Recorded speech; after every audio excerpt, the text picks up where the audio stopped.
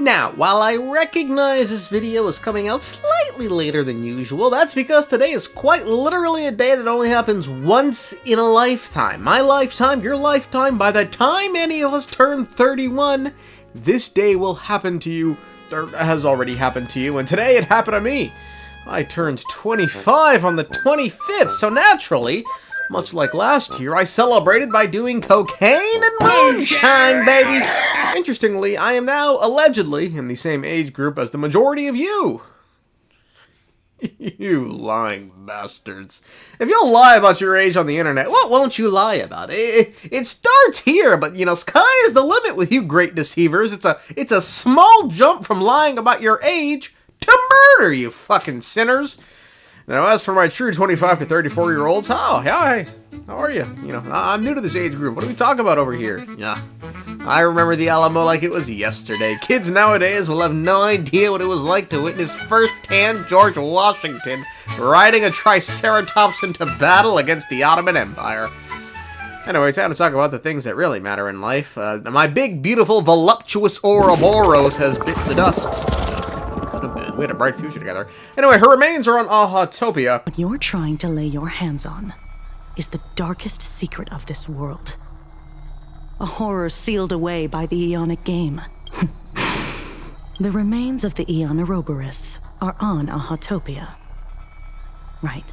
But how and why and who is Kuchiba really? Well, to start, it shouldn't come as any surprise that a thing in the land of sneering gods has some association with the veracity. That was kind of a given. I don't know, it's purple, it looks, you know, really sucky, and it kept trying to convince the Trailblazer to join it and become one with it.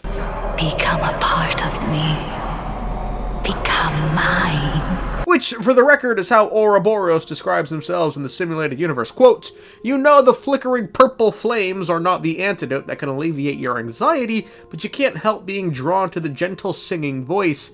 The Aeon is an outright brutal leviathan. It isn't a charming lover as powerful as the waves. You must resist the voice, but you just can't help it. You can't help hoping to be eaten by them." Further, Ashvale stated the power here did seem familiar to him, and as we know, the shadow in his arm likes to eat. However, the thing that slumbers in the deep here does look awfully familiar.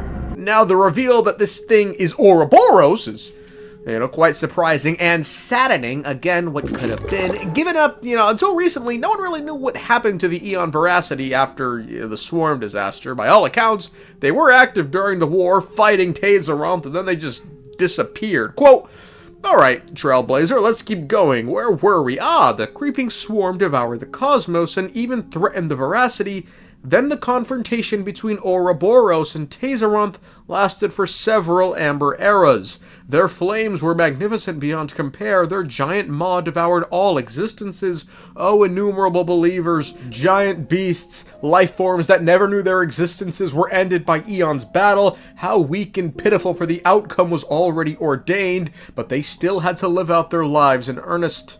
Herta, seeing this in the simulated universe, would then state, quote, "Right here, the second point of suspicion, Oroboros and Enna vanished in the middle of this tale. Now, we always knew what happened to Enna the Order. They were assimilated by the path of the Harmony, but no one ever knew what happened to Oroboros. Until now, maybe, you know, thanks to the Divergent Universe Arcadian Chronicles, which tells of a suspiciously familiar-sounding story that takes place during the Swarm disaster and is told to us by a pink-haired girl in a tree. Quote, "In an era before the moon had risen, a serpent with 100 heads coiled upon the earth. Its venom corroded the land, seeping along the horizon to permeate the starry sky. The kingdom of stars sent its most gallant knights, vowing to slay this wicked monster once and for all. The lunar knight severed its head with the crescent, the wax knight melted its body. The knights all played their part, finally severing the last immortal head, but none could have foreseen that the giant serpent's corpse refused to die. Its fangs pierced not only the knight's armor, but also the moon itself. The wounded lunar knight was seized by madness from that day forth, his descent into frenzy fueled by the very moonlight. Doctors were summoned, but nobody knew what to do for the sick moon. That is until a ship crafted from ice cream, donuts, and cake sailed straight into the moon. The show's laughter drifting on the moonlight drew in sprites of mountain, water, earth, and sky. One after another, they leaped into the lake, passed through the mirror of its surface, and entered the very heart of the moon. The lunar knight reclined sideways upon the velvet curtain, letting out the occasional guffaw. Now, Oroboros in the story is probably meant to be the serpent with 100 heads. I mean, just look at her form, all slithery and sucky. The Wax Knight could be Qlipoth, the Aeon of Preservation, for two reasons. One, the use of the word melting. Keep in mind, when Qlipoth destroyed Tazeronth's body, he did so by generating so much heat it put the stars to shame. And second, we know during the Swarm disaster, Enna the Order invited Qlipoth not just to take out Tazeronth, but also Oroboros. Quote, "Did you hear that?" Herta claps her hands excitedly. "The Order has extended an invitation to the Preservation. Tazeronth was put to death by the joint efforts of all Aeons." Qlipoth's response is intriguing. "It seems like Qlipoth has a secret deal with the Order, and I'm 80% sure it is related to Oroboros. As far as I know about Enna's character, they could not tolerate disorder." This disorder being that Oroboros wasn't just eating the swarm, but everything else. This all coupled with the fact that Oroboros is a Leviathan, and the whole reason Qlipoth builds a wall is to keep those damn bastard Leviathans out. Well, I don't think there's any left, but, you know, it makes it very likely he helped kill Oroboros, alongside Aha, who's probably the Lunar Knight in the story, for no other reason than, well, it talks about moon and laughter, you know, Phantom's moon and laugh. Yeah, and the remains of Oroboros are on Aha-topia, which is watched over by the Elation. Now, as for why kill Oroboros, well, for Qlipoth, again, Oroboros being a Leviathan is probably reason enough. But what about Aha? Why would they want to kill Oroboros? I have no idea. You know, what they do really has no rhyme or reason tied to it. Maybe it just sounded fun and that's why they went for it. Or maybe they were coaxed into it by Enna the Order, who didn't like Oroboros, because, you know, they were just eating shit. Either way, the snake died and its remains were stuffed onto this world, and Aha went to such lengths to keep it under wraps, he took a branch from Yaoshir's garden, raised that branch, and it became Evanescia, whose purpose is to watch over the Phantom Moon Games, while the games serve the purpose of keeping Oroboros' remains in check. Now, as for how the games do that, I imagine it has something to do with wish power. If all it takes to satiate Oroboros' hunger is just feeding the bitch, then why not just feed her the wish power from the games, and to ensure wish power grows to astounding levels, you throw up an awesome prize like you become an Aeon for 1 minute and you throw no rules on the games. That way you get all this wish power and you just stuff it down the bitch's throat.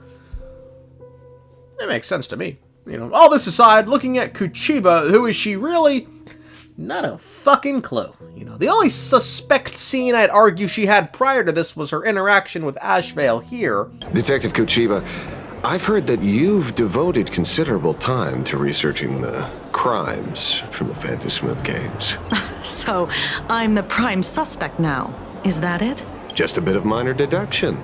After all, murderers always love to return to the scene of the crime. Isn't it coincidental that you happen to be standing right before my eyes? That's not deduction. It's a conjecture at best. I mean, Pearl said it, but I doubt she's from the IPC, given she referred to them as another entity. A masked fool? I mean, look, if you're into crack, however, feel free to run with this idea. Kuchiwa's loading screen states, quote, "A security officer for the Department of Aberration Defense, warm and upright with a unique understanding and preference for gourmet food." You know who else likes eating? Oroboros. Clearly then, Kuchiba is an emanator of the veracity. My work here is done, ladies and gentlemen. Goodbye.